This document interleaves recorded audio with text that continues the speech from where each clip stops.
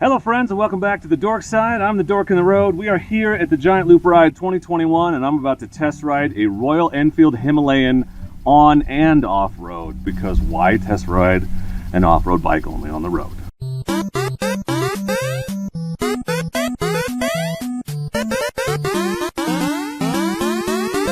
I'm the Dork in the Road and I want to be your internet riding buddy, so please consider subscribing. I'm about to head over to the Royal Enfield booth. Our buddy Chad has already got me all hooked up.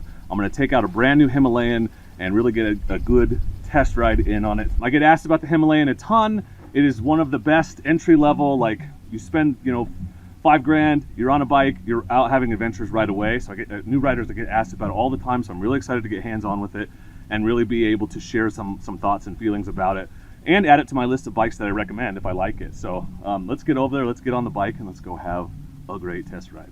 So this thing has a compass. Yes. It's got, this is the tripper, so that it's a navigation thing where you can put it in your phone and it'll tell you when to turn. It's kind of like a rally navigation setup. So we're going to take this thing out and just rip a bunch of wheelies and take it off some sweet jumps. Go get it. First impressions, Royal Enfield Himalayan. One, seat height very low. I always, you guys know, put my foot on the foot peg and swing my leg over when I mount a motorcycle. This one I do not have to, but I don't think the ground clearance is that bad if I'm remembering correctly. It's pretty decent. It also feels really light. Like this is I know I say this phrase a lot, you guys, but this is truly a confidence-inspiring bike because it feels light between the legs, which I'm not used to. I've got both heels down right now, so no qualms at all about taking this on slowy, kind of technical. Anything you think you might want to get your feet down, you're going to be very confident. The seat's pretty comfy. It's got that two-tiered seat that I don't love because I can't slide back and forth on a long ride. Okay, this reminds me, and I don't mean this in a bad way, of my Grom. Like, just confidence, easy, low to the ground. The seating position, kind of my legs are in the same place. It's interesting. I like it. Okay, I'm gonna try standing up. Oh, that's not bad. Okay, it's pretty easy. The tank's kind of slippery. I'd want a pad because it's this painted metal, but the bars aren't too low. They're like exactly that perfect height where you have to bend your knees, which you're supposed to do anyway, but I'm lazy and I don't always do it. That's fun. Real easy to get up over the front. I'm up over the tank right now. This is going to be a fun little ripper, I think. It's going to be exactly what I think it is. Okay, yeah, the seat is annoying me. So I wonder if they make, I would love a flat seat because I'm never going to carry a pillion. So I want a seat that I can slide back and forth on, especially on a long ride to be more comfortable. Okay, let's put this 25 horsepower to the test. All right, it's a little sluggish. It feels like 25 horsepower. The windscreen is honestly like getting it right to my chin, which is better than right in the middle of my head. All right, we're in 5th gear. That's all we got. But if you're worried about highway speeds, let's see what we can do. All right, we're going 70 right now. She's not struggling. Yeah, that's comfortable. This is a fun little, I like the seating position. The sacrifice you make to get the high ground clearance with the low seat height is my legs are bent a lot. For a rider with legs about the length of mine or shorter, that's not a bad thing.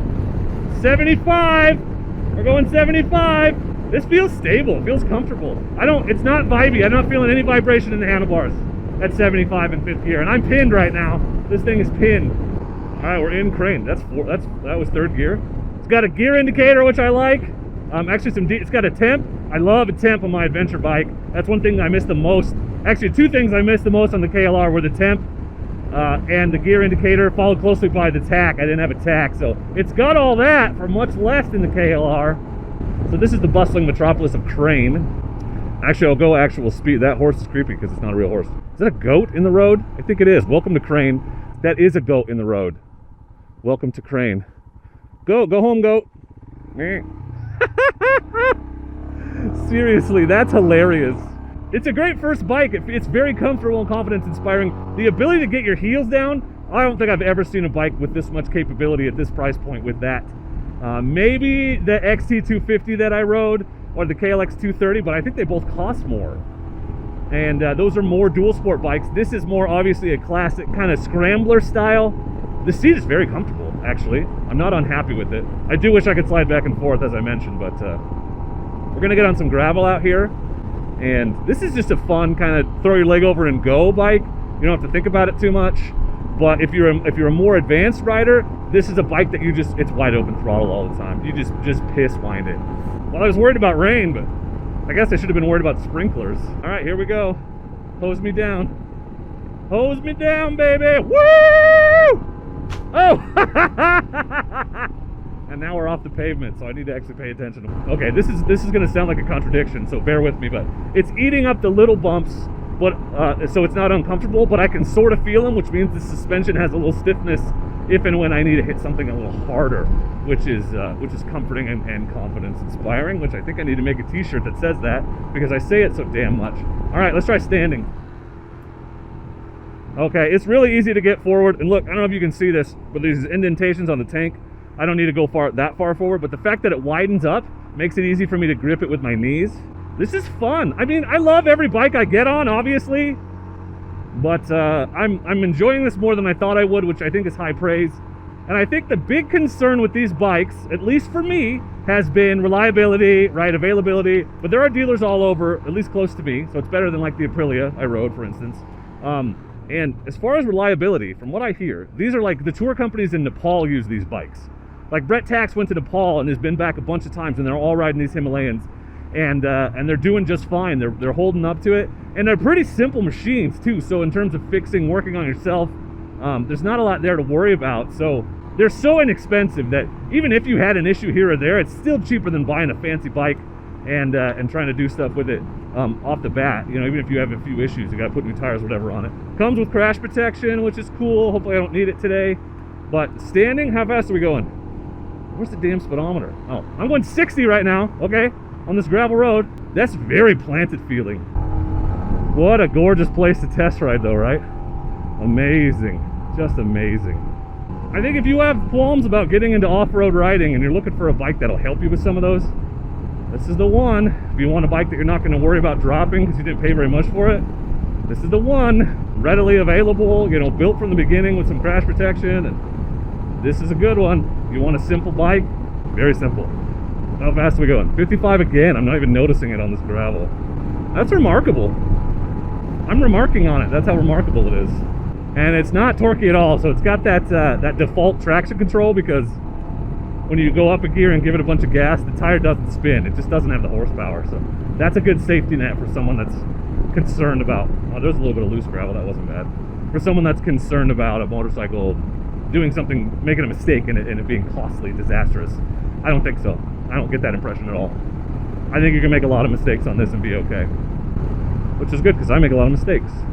I'll get you a little bit of a walk around so you can see. Again, I just think the classic looks are fantastic. I really dig it. It's a unique looking bike, but not like a brand new idea unique looking bike. It's unique because it looks so classic. But that retro classic is coming back, and I think it looks really good. The round headlight is awesome. It's just a good looking bike. I think it really is, and I think it's underrated, and a lot of people haven't heard of it and they dismiss it because it's not a Honda, but I don't know. I'm impressed so far. I'm gonna keep riding. I just really like the design choices they made with this motorcycle. Seriously, I mean, I sound like I'm gushing, but this is just kind of my style. Let's see if we can even do a burnout.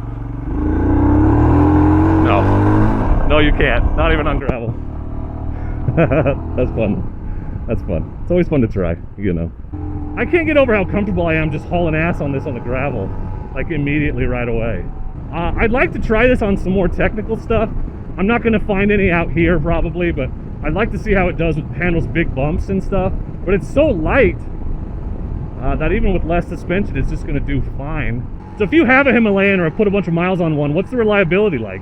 Are there any common issues? Like, that would be my last question mark. Otherwise, I feel like I know everything I need to know, and if I had $5 grand to spend and want a bike that would take me anywhere, you know, just not fast, kind of like the KLR, I would strongly consider this. Yeah, like, it is pinned right now. You cannot get yourself in trouble on this bike. You just can't. It's not that kind of bike. It's a transportation, you know. It's not entertainment, it's transportation. It's fun transportation, but more transportation than entertainment. And if that's what you're looking for, you just want to get cool places and see cool stuff and know you got a capable bike that's going to get you there and not punish you if you make a mistake, that's a good option, I think.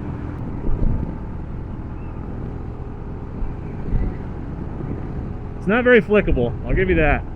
It's pretty sluggish, but that probably means it has a good angle for stability off-road, but not so much for tight cornering. But it's not so fast that you need super tight cornering anyway. All right, let's top speed run this. Top speed, 5th gear. And, oh, we're in Mexico right now, so it's okay. Actually, I literally think the speed limit is 70 here. Well, we may be topping out with my fat ass on it. We're running out of RPMs. So 70, maybe 75. Yeah, yeah, we're almost at 6 grand. The red line is 7. Well, we might get to 75, maybe. Full tuck. She tops out about 75, which is not surprising with 25 horsepower. Okay, legitimately, this gravel here has been sketchy. I've stood up on every bike I've ridden through here this weekend. This is the first one I feel super comfortable just sitting down on it through. It just plows, like it is stable. I'm really impressed with the stability. That's another confidence-inspiring feature, particularly for a new rider. That was fun. All right, here's some stats on the Himalayan for you.